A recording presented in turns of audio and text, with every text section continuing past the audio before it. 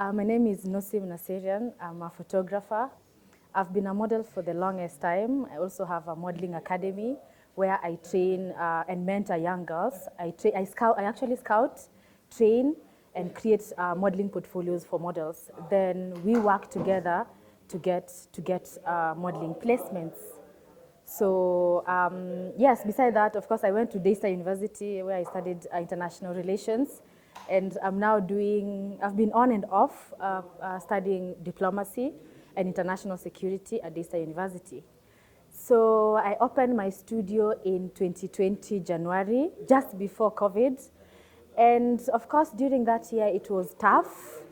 There were no bookings, things were hard. Then we survived in 2021. We continued like that.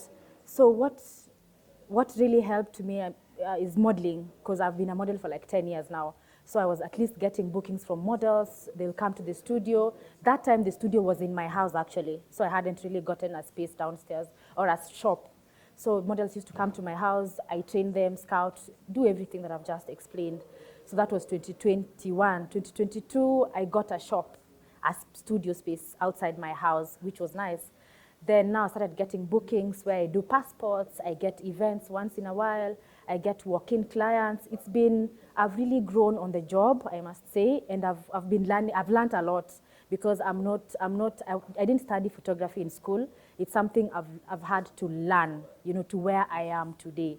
So now on Saturday, on 19th, I got a call from this unknown gentleman who wanted a photo shoot for his baby, a birthday party for his child.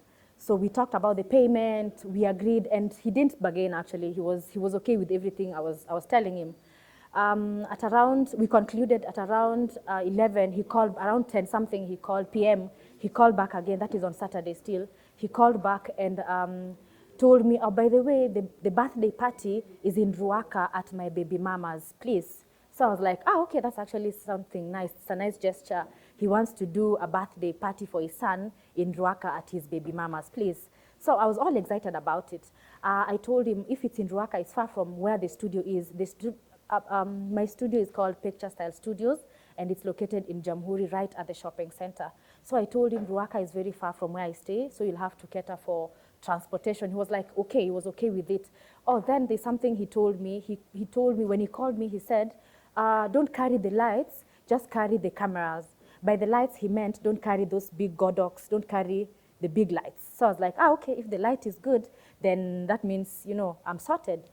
So the next day, that was on Sunday, he called me in the morning, we prepared, I told him to order an Uber for me. I think those were just instincts, He told him to order an Uber for me so that he can pay. He ordered the Uber, we got there. When we were down, I called him to tell him that we've arrived. So I expected him to come downstairs to pay the Uber. Instead, he sent someone. He said his baby mama is coming to pay. So I was like, okay. I got out of the car. And when the baby mama was paying, just something told me, I took a step back and took my phone and took a picture of her, just to be safe, So anyway, she paid, we went inside. When we entered, there was no one at the gates. Anyway, at that point, I'm just okay, I'm here for work. There's nothing much. We went to the lift, there's a lift. She entered the lift, then she told me, Ingia, come inside. Just when I was about to enter the lift again, something told me, but then you're scared of heights. I was like, no, I'm not going to use the lift. How far is it? She said, it's 5th floor. I said, okay, fine, 5th floor, it's not far. I'll just take the stairs. So she insisted a bit. I told her, no, I'll just take the stairs. We'll meet at the house. Then she got out of the lift, so we went upstairs, the stairs with her. We got the house, she opened, entered, removed my shoes.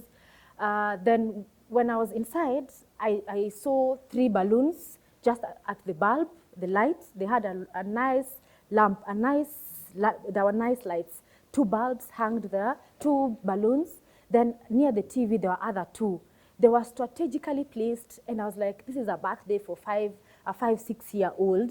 It shouldn't be like this. There's expected toys, balloons, balloons all over. A normal a birthday party for a child. That was not there. So I said, anyway, it's none of my business. I just entered, sat down. The house was so neat. It was so clean. Then I remembered, I started thinking about it. Hey, this house it's nice, but it's too clean, you know, it's too clean, and that's like 12 in the morning. So I said, hey, could this be an Airbnb? So anyway, I ignored it. I sat down, she went to the kitchen. Immediately she went to the kitchen. So I looked at her and she was pouring Del Monte. So I told myself jokingly, she thinks I'm gonna drink that juice. Anyway, I ignored it, just continued sitting down. I sat next to the door, and then there was another lady seated on the other side. So she poured the juice, took her time, brought the juice and placed it on the table near where I was like, this is yours. Then she had hers in her hand, so she went and sat the other side. Now, I told them, by the way, I'm okay. I'm not going to drink the juice. I'm fine. They did answer that. They ignored. So they were watching Pastor War, the TV. So I just sat there. Then I remembered the photo that I took. I hadn't sent to my mom and anyone, just in case. So I asked her, please, could you is there a Wi-Fi in this, like your house? She said, yes. So I passed her my phone, like, please put for me the Wi-Fi. Shockingly, she didn't know the password. So I was like, okay, this is weird. This is your house. You're supposed to be staying here alone. How can you not know the password? Someone changed the password. Let me call. I said, okay, when you get, please let me know. So she called someone that I could just tell something is off. Then she was given password. So I gave her the phone to put the password. That's another like red light. So she put the password. I sent the photo to my mom and my sister and my other mom who was in my house. So I started talking to her. I'm very chatty, just talking. Hi, so this is a beautiful house. Oh my God, I need to move to this Ruaka. I didn't know they're beautiful houses. The house was really beautiful. So she said, then I asked her, how much do you pay rent? Just innocently, an innocent question. Then I could tell she wasn't sure. So she said, hey, it's expensive. Then I was like, okay. Then she said, it's 60,000. Then I told her, that's affordable. Like I could tell something is she just cooked a figure to tell me. Then I was like, okay, it's beautiful though. So I sat there 1 hour later. I called the guy who called me there. No, I kept on asking them, where are the kids? I mean, it's a birthday party for a child. I expected to find a room full of kids, you know. She said, they're coming. So I decided to call the guy who called me there. Hi, where are you? It's 1 hour. He said, we are in Village Market. We are finalizing, we are coming. I was like, okay, just remember you had booked for 3 hours and 1 hour has already gone. So he said, okay, I said, fine. So I continued sitting there. Then I got a phone call, a video call from a friend of mine from Denmark. So I said, can I pick the video call? She said, yeah, you can. I didn't go to the rooms. I went to the dining. As I was sitting at the dining, I looked at it. I was like, this dining, no one has eaten in this dining table. It was so, neat. Completely. Then I was like, anyway, it's none of my business. I finished my call. Then I decided the TV was too loud. I decided to go now outside the balcony to continue with the phone call. When I went outside, I saw a big washing machine, like the one that my aunt has, like the big one, like big washing machine for like 80,000. Then next to it, there were bed sheets, those white bed sheets for hotels, like big hotels. I was like, oh my God, this is an Airbnb. This is not someone's house. Anyway, all these things, I'm just observing and noting them down to be careful. Anyway, I ended the call. I went back inside, sat down the same place. I never moved. I didn't move. So she told me, I kept on saying the house is nice, nice, nice. Then she told me, you can go check the bedrooms. I was like, why should I go check the bedrooms? Anyway, I didn't move there from where I was seated the whole entire time to something. I was like, these are 2 hours gone. So I decided to call again. I'm like, like it's 2 hours already. That is 1 hour left. Then he said, how much was it? I told him again, how much was it? I thought he was gonna send. I told him, don't send on my number. I don't have M-Pesa. I'm using Airtel. Don't have M-Pesa. Use our pay bill. Then he said, no. There's a lady there called Jemima. Give her the phone. I was like, how did he know? This Jemima, when I entered, sorry, taking it back. When I entered, Jemima said she's the baby mama's friend. So I'm assuming if she's the baby mama's friend, she has no business with the baby daddy. She's her friend.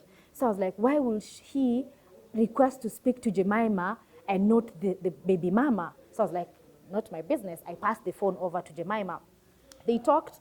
He told Jemima we go and get the money somewhere. So anyway, I got the phone back. He said, okay, by the way, I'm not far from where you are. I'm just down here. Come with Jemima. I give you the cash. I was like, why would you want to give me, I come all the way for cash. These things, I'm just noting them down to be careful, So I said, okay, sawa. My charger for my battery, for the camera and for the speed light, they were charging. So I told Jemima, please get me the charger. and the battery so that I can pack. She went and brought the charger, packing. When I was about to stand up, Jemima now, she's standing right beside me, telling at the door now, telling the other baby mama, by the way, make sure that you take care of her bags. In short, she was trying to tell me, you can leave your bags, it's okay. But I looked at her jokingly and told her, you think I'll leave my equipment here? Like, this is it's worth a lot. I can't leave my things here, it's okay. I'll carry my bags. Then after getting the money, I'll come back and continue with the shoot. So that's another plan of them failed. Okay. We finished. When I've stood up at the door, the baby mama, Jemima said, hey, what kind of a visitor are you? You can't even drink our juice, the juice that we've given you. So I told them the economy is so bad. It's actually a good thing that I haven't drunk this. You guys can have it, So we finished. I went outside. Jemima was following me. I tried to take Jemima's photo, but I didn't get her face clearly because at that point now I'm starting to get scared because I know these are con women. So I didn't get her face properly. I'll share the photos. So we went to the lift. Jemima again is telling me we entered the lift and she knows I have a phobia. I told her, no, remember, I can't enter the lift. I can't use the lift. I'll just use the stairs the same way I came up. So she said, okay, fine. So I left her standing at the lift. I went down with the stairs. I got downstairs at the soldier, looking, she's not there. She took the lift. I took the stairs. She should have been there. She wasn't there. So I decided, let me ask the soldier, there's something fishy going on here. So I called the soldier. I was like, hi, soldier, these apartments, are they furnished? I meant, are they Airbnb furnished or are they like normal apartments for people? Then the soldier was like, the comment he made is what triggered something. He said, the people you were with upstairs, they didn't tell you. Then I'm like, how did the soldier know I'm with people upstairs? When I was entering, like I said, the soldier wasn't there. And the two women, they didn't come, only one came for me downstairs. So how did the soldier know that the people you were with upstairs, they didn't tell you? And again, this is Airbnb, yes? It's a business premise, I assume. Of course it is. So if I'm asking if I could be a potential client, you're a soldier, you answer the question. You don't try to be, to make jokes about it. I said, okay, fine. I tried asking what time did they enter. He was like, you ask the people you are with upstairs. Then the lady now came. So we went to now pick the money. So as we are going up, I'm telling myself, I think I've pushed this too much. It will get to a point where if my heart will tell me stop, here you can't, because you've already established these people are con women, they are thieves, they want to steal from you, don't go. So as we are going, I'm just telling myself that, and I'm panicking at that point. I kept on asking her, how come we are going to get the money? Why can't he come? Then she said a story of, the baby mama is not wanted by the baby daddy. So I was like, too much stories, anyway, it's okay. So we went, it got to a point, I was like, we are not getting where we are going. She kept on saying, down, we are going down there, there's a supermarket. Anyway, it got to a point where there are now some shops. Told her, I'm hungry, I want to get food. She told me, let's go inside and sit down, I'll buy you food. I'll buy you the food. So I'm like, I'm your client, you don't know me, where would you want me to go with you inside and buy me food? I told her, no, I'll stand here where I'm standing. I was standing on the road, like the road here, and order. She said, I can't stand there. I want to sit down. Let me go down the road to look for a better restaurant where we can sit inside. Then you do what? Then we eat. I told her, okay. So I ordered fries. After I waited there for her to come back. After 30 minutes, she didn't come back. Yeah. So at that point now, it was so clear that these people they know she's not coming back, basically, and they are thieves. So my family called for me. I called my family, the Uber called for me, the Uber. Instead of going home, I decided, I want to really fully find out what their intentions were. I'm still trying to convince myself this can't be true. Let me try to, find out. Now I'm inside an Uber, I'm safe. I told the Uber we go down the road where she was trying to direct me to see if we can, see her. We didn't see anyone. So I told the Uber we go back to the apartment. I really wanted to make sure. We went to the apartment. Now at that point I've removed my phone. I'm starting to record the soldier. I'm telling the soldier, I'm recording this, and this is police case. You have to tell me. The first time I asked you, you didn't tell me who those girls were. Now you have to tell me. So the soldier is like, he's shifty, but eventually he said, oh, they booked today, and the moment you left, the other one also left. That's when I knew, you know what? Yeah. So I got in my Uber and crying back my way back home, yeah.